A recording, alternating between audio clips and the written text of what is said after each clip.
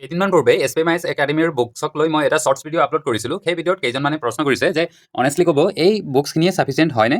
Actually চাওক, মোৰ মতে চিভিল ছাৰ্ভিচৰ দৰে পৰীক্ষাত ছাফিচিয়েণ্ট বুলি ফিক্স একো নাথাকে। ই বহুখিনি নিৰ্ভৰ কৰে এজন ব্যক্তিৰ প্ৰিপেৰেশ্যন, বেছিক নলেজ আৰু কনচেপচুৱেল ক্লিয়াৰিটিৰ ওপৰত। হয়, SPM বুকছৰ এটা ভাল কথা হৈছে ইয়াত এক্সাম অৰিয়েণ্টেড আৰু প্ৰয়োজন অনুসৰি কণ্টেণ্ট দিয়া হৈছে। কিন্তু যদি আপোনাৰ বেছিক ঠিক নহয় বা কনচেপ্ট সম্পূৰ্ণ ক্লিয়াৰ নহয়, তেন্তে ষ্টেণ্ডাৰ্ড বুকছৰ সহায়ত সেইবোৰ ভালদৰে ক্লিয়াৰ কৰিব লাগিব।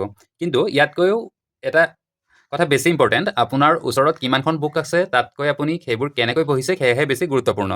10খন বুক ৰখাতকৈ আপোনাৰ ওচৰত থকা 2-3খন ভাল বুক বাৰে বাৰে পঢ়ি, বুজি, ৰিভাইজ কৰি আৰু PYQ তথা এনচাৰ ৰাইটিঙত সেই নলেজ কেনেকৈ এপ্লাই কৰিব লাগে সেই স্কিল ডেভেলপ কৰাটো বেছি উপকাৰী। কাৰণ চিভিল ছাৰ্ভিচৰ দৰে পৰীক্ষাত আপুনি সকলো পঢ়ি শেষ কৰিব নোৱাৰে আৰু ই সম্ভৱো নহয়। সকলো কথা মনত ৰাখিবও নোৱাৰে। কেৱল নলেজ থাকিলেই নহয়, সেই নলেজ সঠিক সময়ত সঠিকভাৱে এপ্লাই কৰিব পৰা স্কিলটোও থাকিব লাগিব। নলেজ সীমিত, কিন্তু সেই নলেজ কিমান ভালদৰে ব্যৱহাৰ কৰিব পাৰে সেইটোৱে শেষত পাৰ্থক্য গঢ়ি তোলে।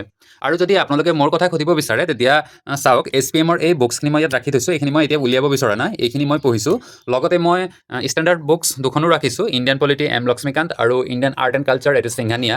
এইখিনি লগতে মোৰ আছে আছামিয়াৰ বুক, এইখিনি মই আগতে পঢ়িছিলোঁ, আজিকালি পঢ়া নাই।